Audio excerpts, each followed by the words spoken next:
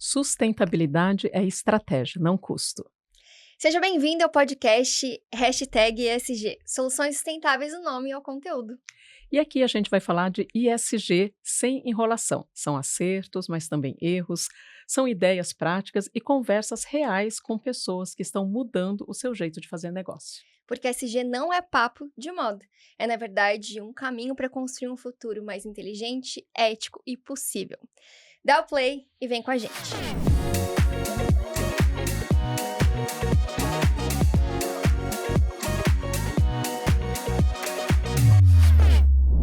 No episódio de hoje, a gente vai falar um pouquinho sobre emissões de gases de efeito estufa, energias renováveis, temas que, na verdade, estão no centro das discussões sobre o futuro do planeta e sobre o futuro das empresas. E este é o nosso primeiro episódio sobre este assunto. E nós, das Soluções Sustentáveis, queremos te mostrar que falar de energia limpa e redução de carbono vai muito além do que simplesmente inserir números no seu relatório de sustentabilidade. Eu sou a Camila. E eu sou a Kátia.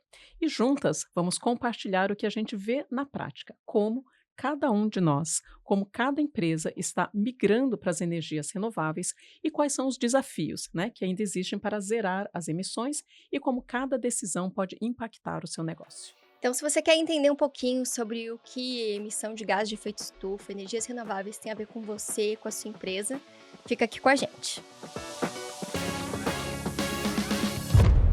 Dentro da estrutura ESG, nos 3 pilares, ou seja, ambiental, social e governança, as empresas possuem diversos indicadores que são utilizados, na verdade, para mensurar onde estão nossos pontos fortes e quais são os pontos que ainda necessitam de melhorias.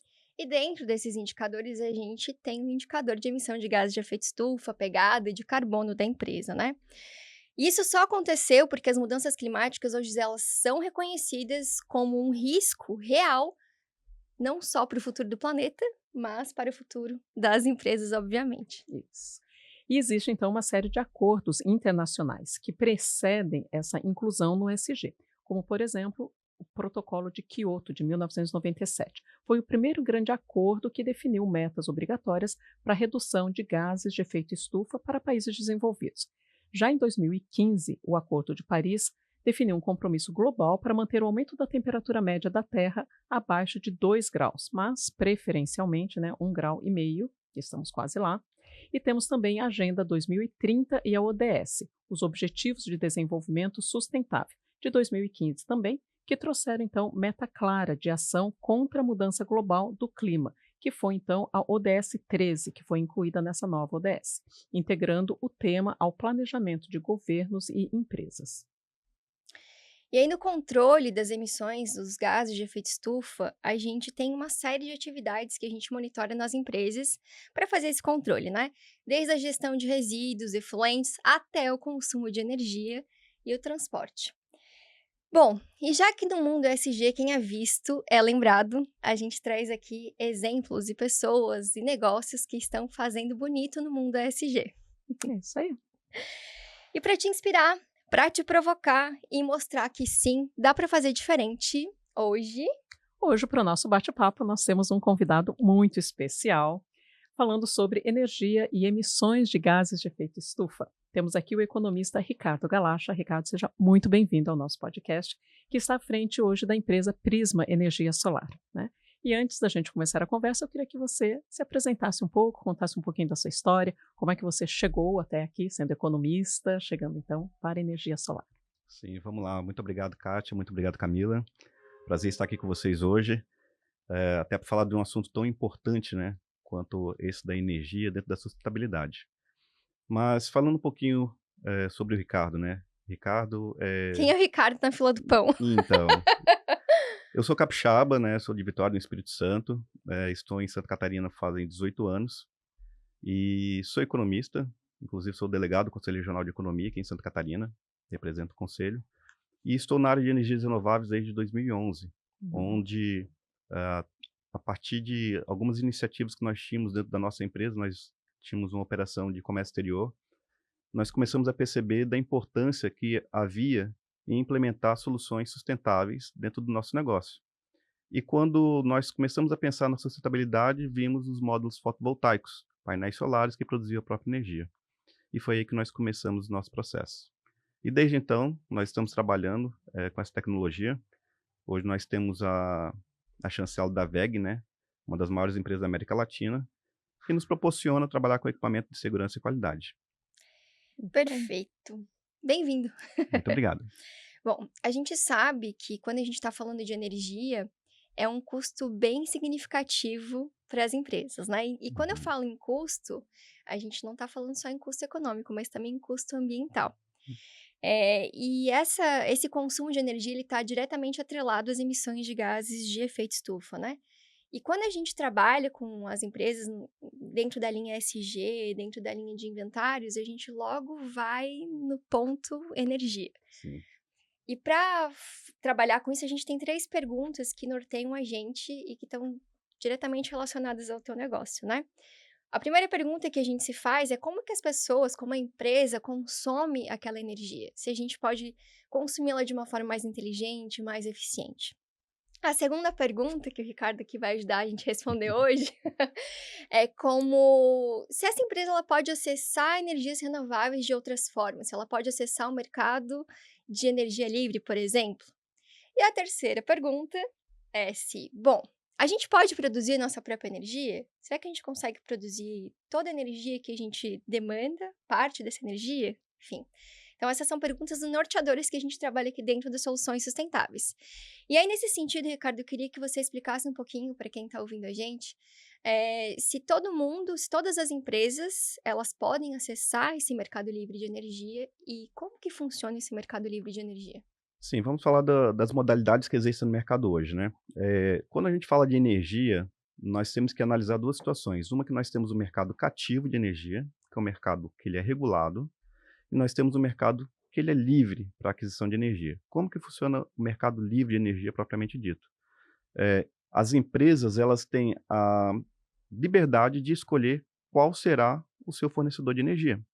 Ela entra para o mercado, procura uma opção que vai ser mais agradável em relação ao custo para ela e faz a aquisição dessa energia dentro de um mercado não regulado. O porquê disso? Normalmente quem faz isso são grandes operações, até porque existe um ticket mínimo que você pode comprar de energia. E, por exemplo, consumidores residenciais hoje não conseguem fazer a aquisição desse tipo de mercado, porque não conseguem atingir esse ticket mínimo. As grandes companhias elas já buscam essas soluções com a intenção de fazer o quê? Reduzir seus custos na operação. A Porque energia além de ser energia renovável, reduz significativamente o custo, né? reduz significativamente. O custo é o principal deles. Quando as empresas buscam o mercado livre, elas buscam o custo. Eu vou separar um pouquinho nessa questão até da sustentabilidade, porque o mercado de energia, quando ele surgiu com essa questão mais de eu gasto muita energia hoje, logo eu não quero comprar de um distribuidor local, que eu tenho que ficar vinculado a ele, eu quero ter uma opção de compra como se Mais fosse uma bolsa de barato. valores. Tá? Eu vou lá para o mercado e busco qual que é a opção mais barata que eu tenho para reduzir o custo da minha operação. Mas isso é sustentabilidade também, né? É Aí sustentabilidade econômica. a sustentabilidade e sim, exato. Mas, quando a gente vem buscar uma opção que pode maximizar essa questão da sustentabilidade, isso sim se torna mais interessante, porque dentro do mercado livre de energia, existem empresas hoje que já produzem a própria energia através de meios sustentáveis, como painéis solares, energia eólica. Então, são soluções que acabam fazendo com que o comprador da energia, ele tenha 2 benefícios, a redução do custo e também a aquisição Sustentabilidade. do equipamento que produz energia limpa, renovável.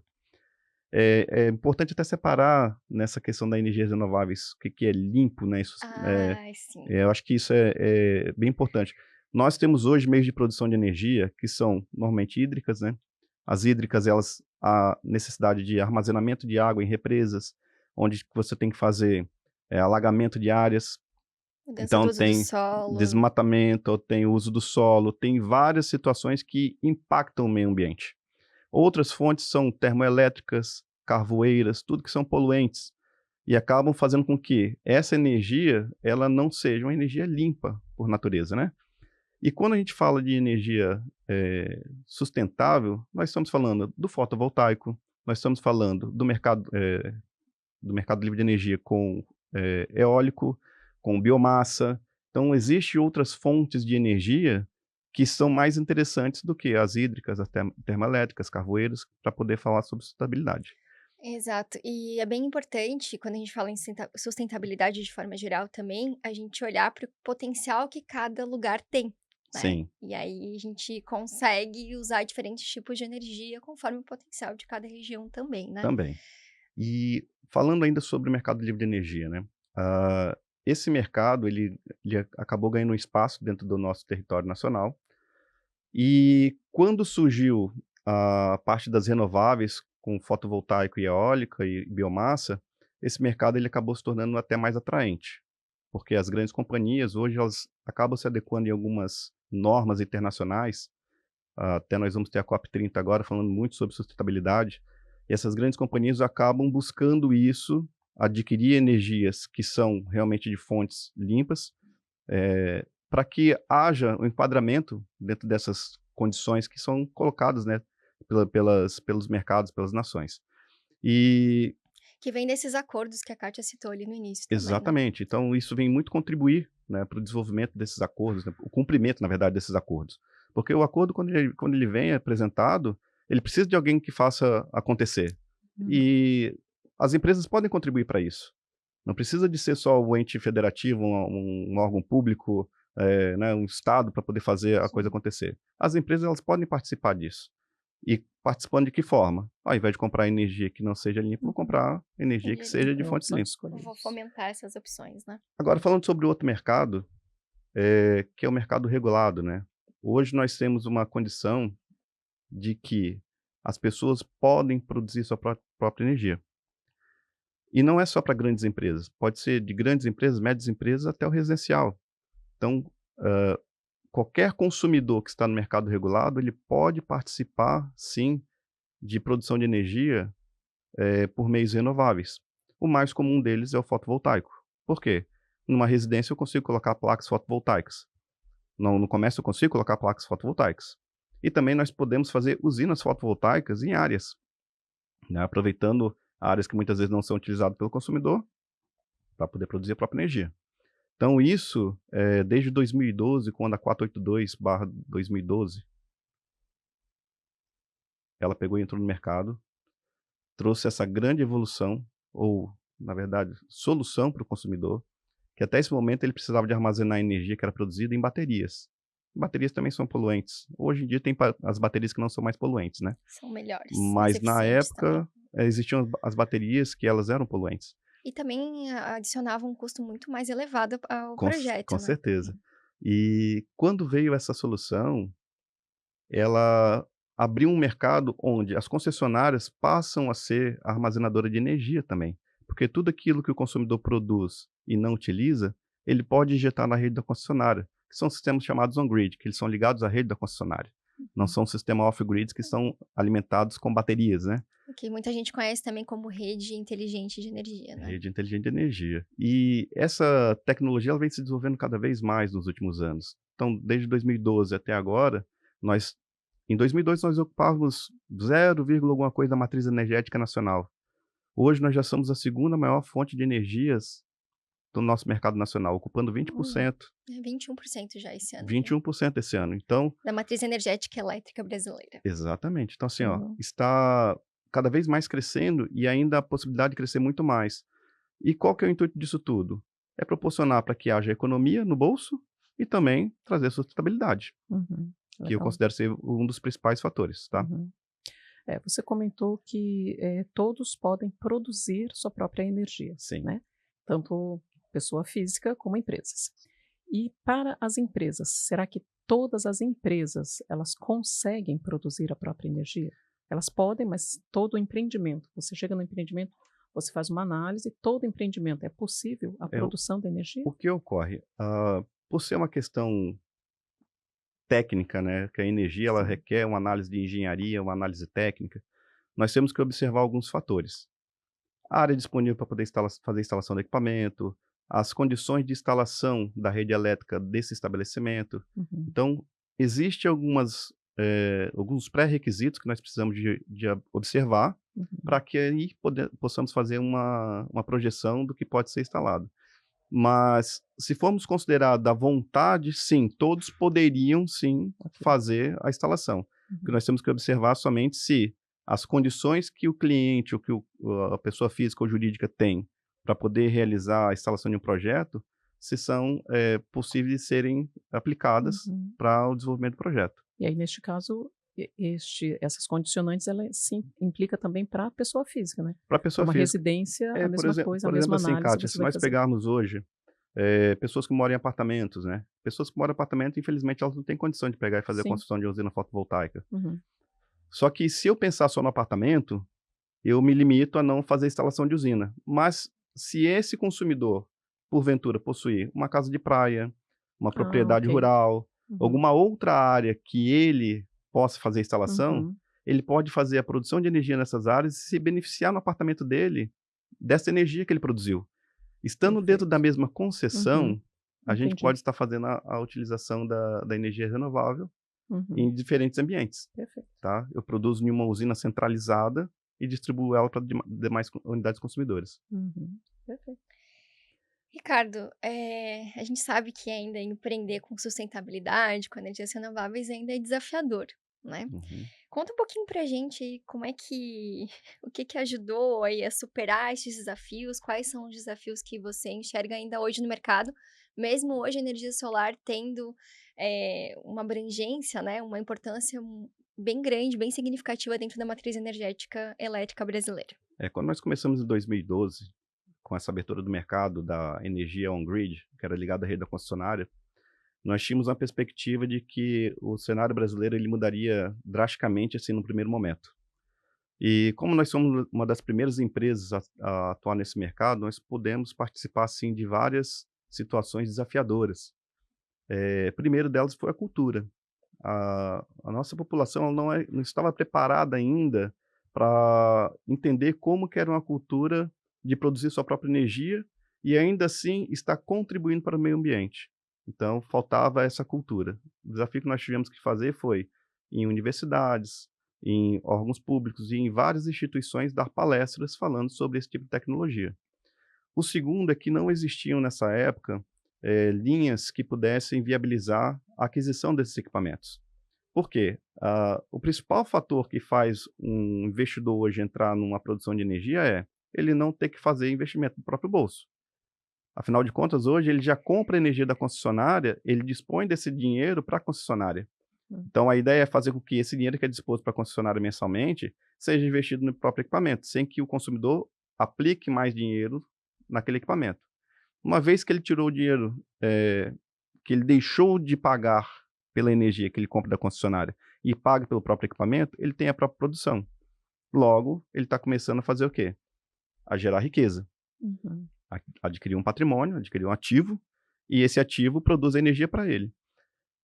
Com o passar do tempo, o dinheiro que ele tinha à disposição para a concessionária, que ele pagava ali todo mês, R$ 1.000 que ele pagava todo mês na conta de luz, que ele deixa de pagar para a concessionária e paga o equipamento dele, vai fazer com que ele tenha um payback de X tempo, né? Hoje que dá em torno de 3 a 4 anos. Eu ia Pra te poder, perguntar qual é o tempo de retorno o retorno de atualmente. investimento hoje é de 3 a 4 anos. Então, Nossa, hoje esse mudou mudou drasticamente, né. Há drasticamente. 15 anos atrás, quando Nós começou, tínhamos 12 anos de era payback. 12, 15 anos, às vezes, Então, né, de assim, payback. esse foi um dos principais desafios que nós tínhamos lá atrás. Então, encontrar linhas de financiamentos que fossem adequadas ao volume de energia que o cliente comprava da concessionária, ou seja, trocar uma parcela de financiamento pelo valor que ele tinha na concessionária era difícil. Então, nós tivemos essa dificuldade. E outra, eram as questões também de viabilidade de alguns tipos de projetos.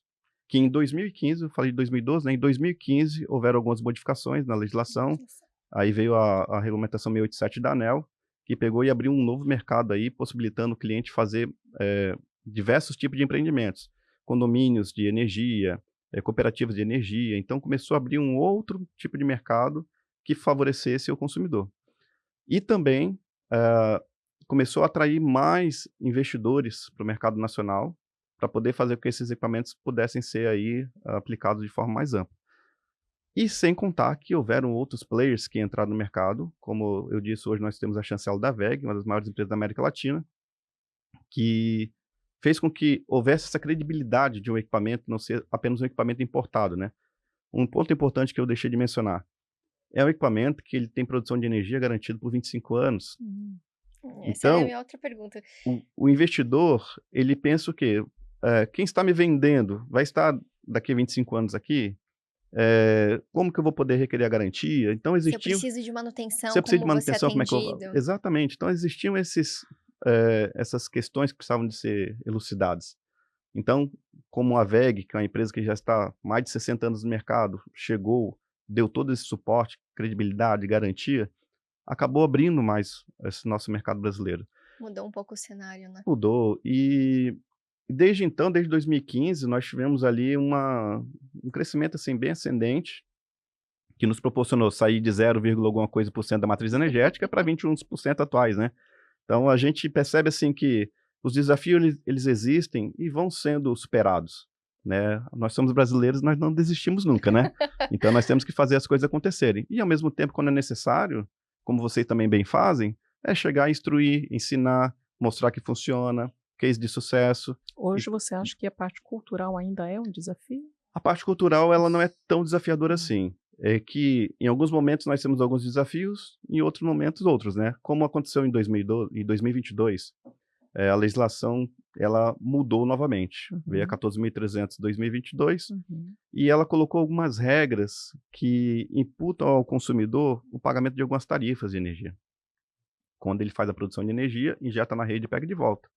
O consumidor ele ficou assustado com isso. Deu uma recuada. Apesar do impacto não ser tão significativo frente ao investimento e o retorno, o consumidor ele pensa assim: eu hoje estou pagando pela produção da minha energia imposto para o governo.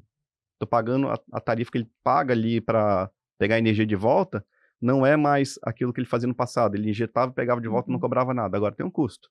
E ele se assusta com isso. O que Aí, mais pode vir, né? exato, o que mais pode vir? Eu estou garantido de Uhum. fato que o governo não vai me imputar daqui a pouco uma segunda condição, onde eu tenho que pagar mais coisa, produzindo minha própria energia. Sim. Nós estamos falando de 20, 25 anos de produção de energia. Será que não vai vir mais nada depois? E isso deixa o consumidor temerário de fazer o investimento. Só que quando a gente faz a conta, é isso que muitas vezes precisa de ser realmente apresentado. Quando se faz a conta, é super atrativo. O retorno de investimento, como se dá em 3, 4 É anos, muito rápido. é muito rápido. Você está fazendo a aquisição do equipamento, está fazendo investimento no seu imobilizado ali, está valorizando o seu imóvel, está produzindo sua própria energia, é a mesma coisa que comprar uma máquina que produz a própria energia, né? Então, se pensar nisso, que você não tem que tirar o dinheiro do bolso, hoje existem linhas de financiamento que são muito atrativas, subsidiadas pelo governo, que Vou fazer em casa. Eu já são- estou pensando, são depois da situações- conversa, já vou pensar em colocar na minha casa. são situações que elas acabam ajudando Legal. muito. E a gente tem que se preocupar com isso, né? Porque não falamos só sobre a produção de energia, falamos sobre o futuro. O futuro, eu tenho produção de energia hoje, mas pode ser que daqui a pouco eu não estou mais aqui, mas meus filhos vão estar gozando dessa produção de energia ainda. Então eu estou deixando também soluções para a posteridade. Não é só para meu uso, é um uso de longo prazo. Então eu tenho que me preocupar que economicamente eu estou deixando soluções econômicas e sustentáveis, né? Afinal, quando eu tenho minha usina de produção de energia, eu estou fazendo o quê? Estou economizando e ao mesmo tempo contribuindo para o meio ambiente. Legal. Você falou um pouquinho sobre as políticas, as regulamentações que vieram. No seu ponto de vista, como estão as políticas públicas aqui no Brasil? Se está favorecendo ou o que mais poderia ser implementado para ter um crescimento maior em termos de energia solar? Sim, até 2022 nós tivemos esse crescimento ascendente porque as políticas públicas eram muito favoráveis a esse desenvolvimento, tá? Inclusive em relação à carga tributária sobre os produtos. Quando a gente fala de produção de energia através de fotovoltaico, por exemplo, esses equipamentos eles são isentos de ICMS e IPI, ou seja, são ICID, PIS e COFINS. Só que existe uma condição que para eu colocar esse produto no mercado interno, tem o imposto de importação, quando os produtos são importados. Esse imposto, até 2022, ele era bem atrativo. 2022 para frente, aí o governo começou a pesar um pouco mais e a aumentar essa carga tributária. Então essa lei, na verdade, ele não beneficiou. Não beneficiou. A partir de 2022, ele começou a dar uma recuada. Entendi. O que não faz muito sentido, né? Pois Porque é uma estratégia Exato.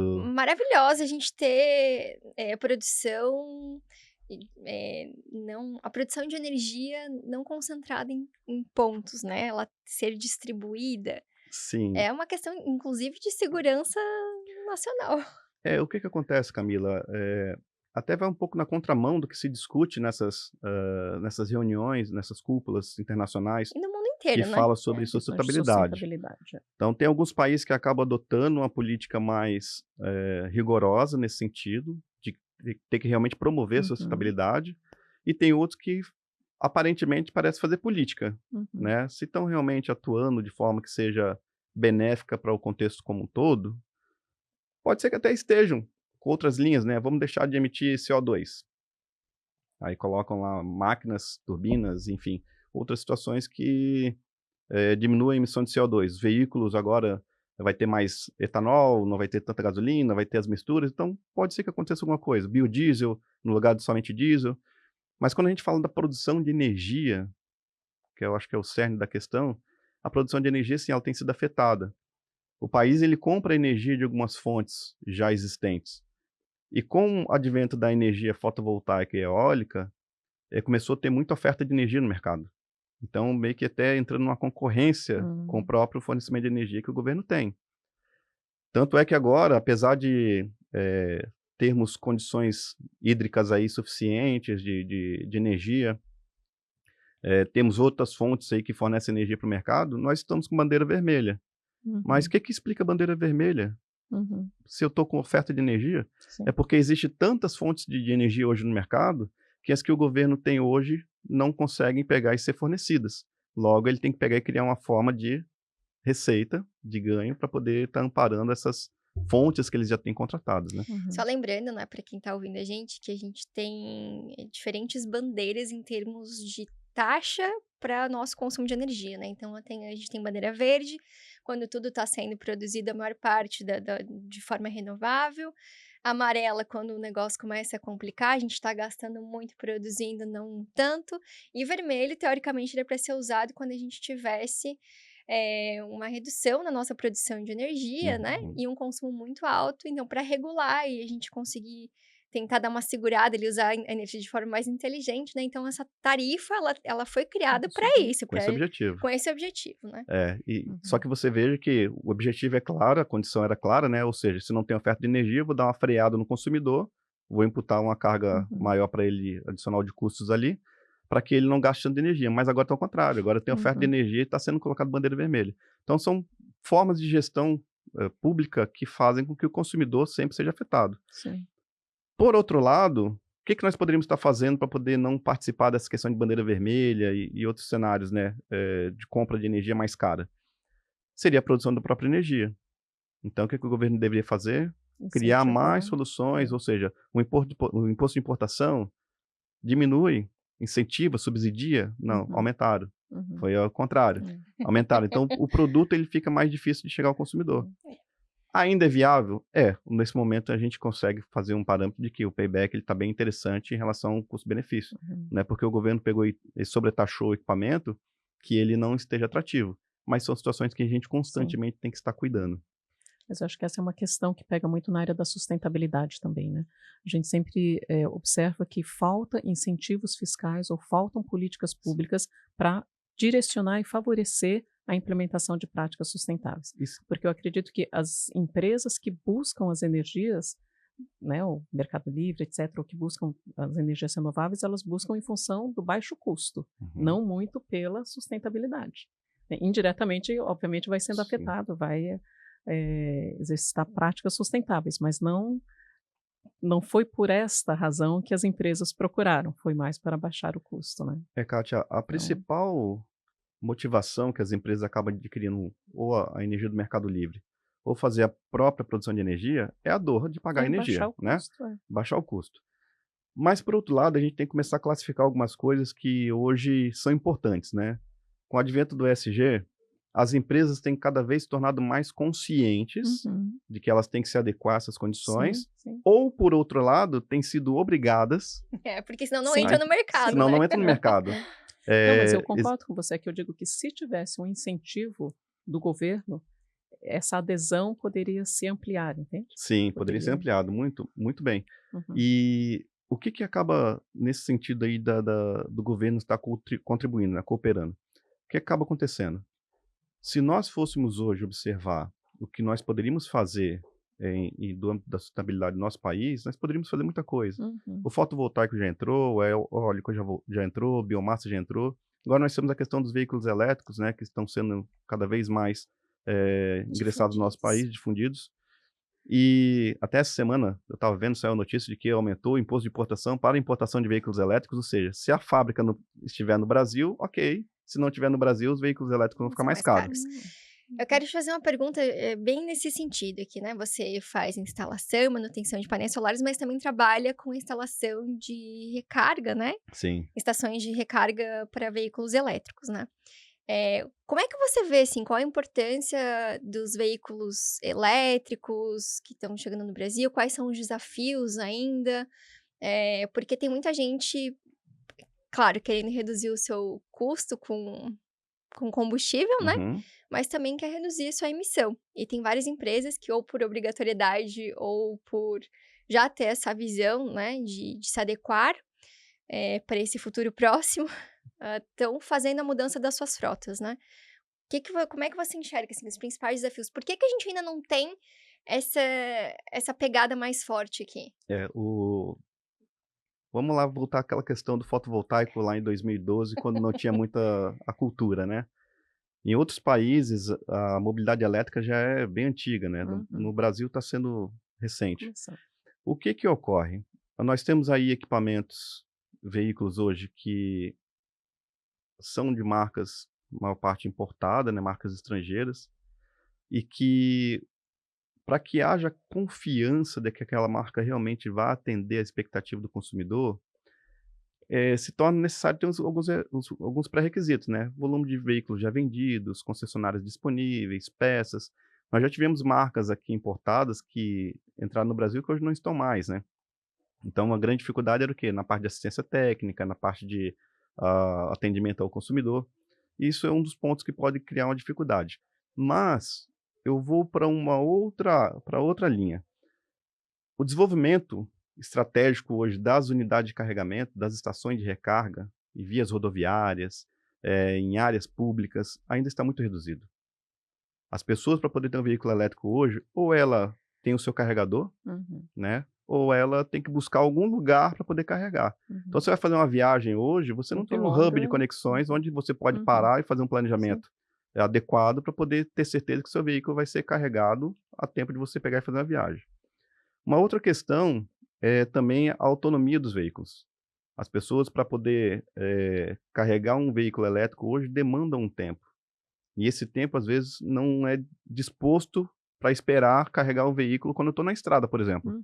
Estou numa viagem, eu tenho que parar meia hora, 1 hora para carregar o veículo. Então, é meia hora, 1 hora de perda de viagem que eu tenho. Esse é um outro ponto.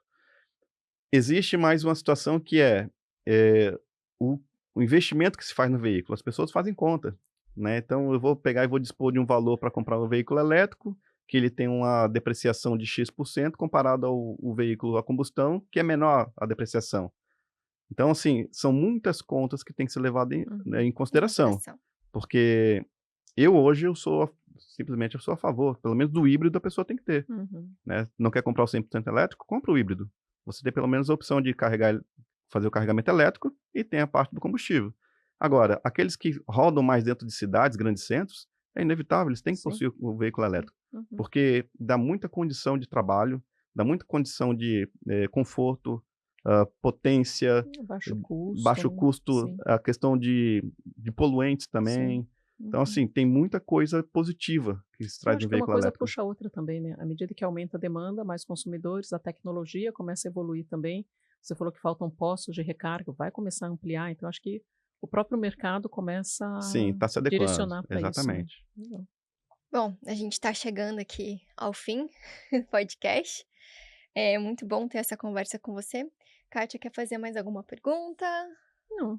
Relaxa, quer Então, dar algum recado? eu gostaria de dizer que o mercado de energias renováveis, quando ele começou em 2012 para 2015, de 2012 para 2025, então eu vou pular de 2015, porque senão a gente vai cortar muito tempo ali, né? 2012 para 15 já superou, de 15 para 18 já superou, 18 para 22 superou mais ainda. E nesse momento, quando as pessoas pensam que em 2022 mudou a legislação, que não é tão interessante assim mais, energias renováveis é super interessante. Uhum.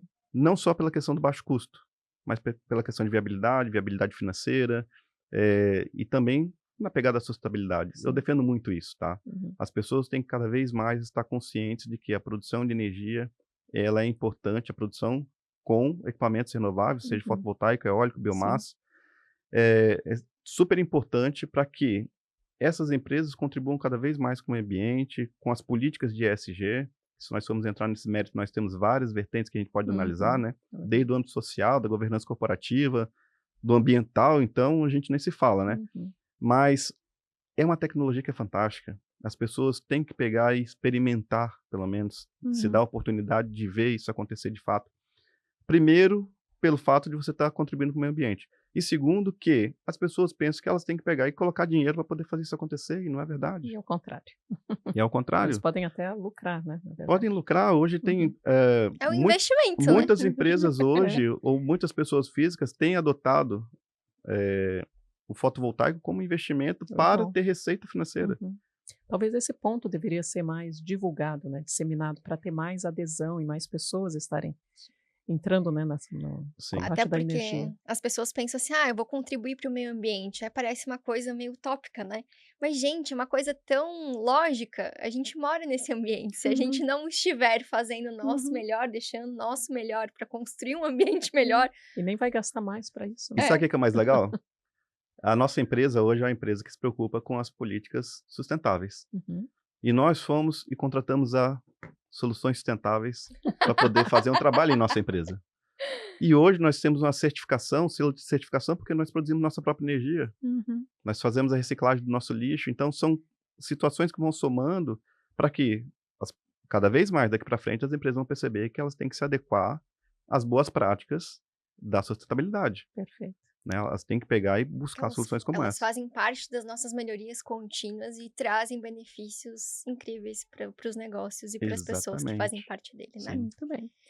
Vamos para o ping-pong? Vamos. Tomara que essa conversa, então, né, prospere.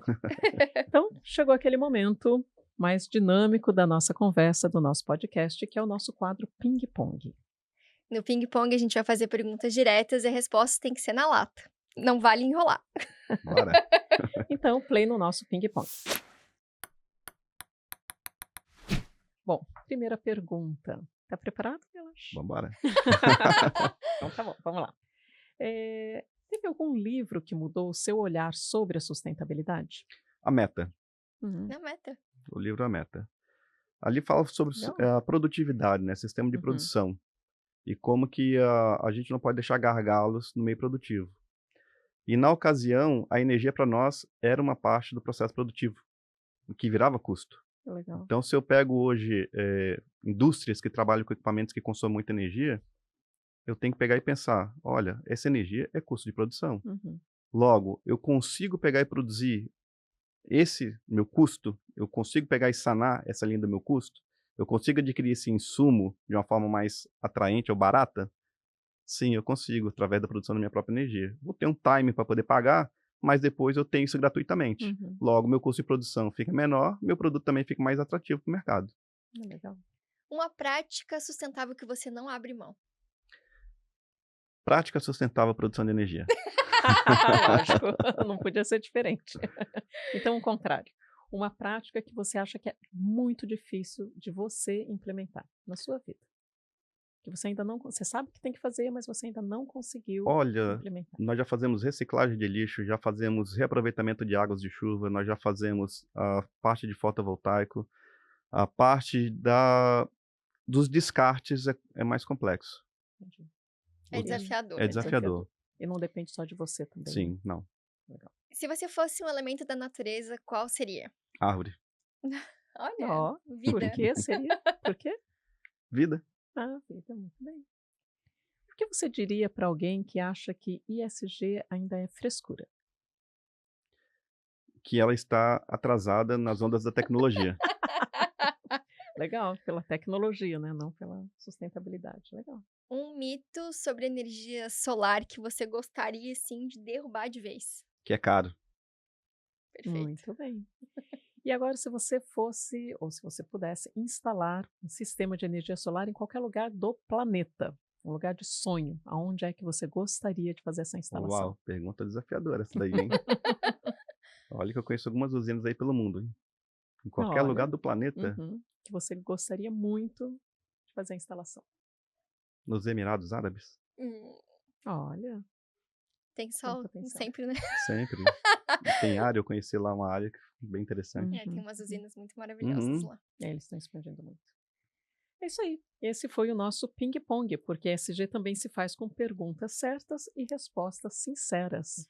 E se alguma ideia acendeu, despertou uma luz para Sim. você, tá na hora de rever, né? Então, a sua relação com a sustentabilidade na rotina pessoal e na rotina empresarial. A gente acredita que pequenas mudanças podem proporcionar transformações muito significativas. E se você quiser uma ajudinha, basta procurar a gente. É isso aí. Se você curtiu, compartilha com alguém que precisa ouvir este recado do Galaxa. Muito obrigado. Até o próximo episódio. Até mais, Ricardo, muito obrigada. obrigada. Eu que agradeço.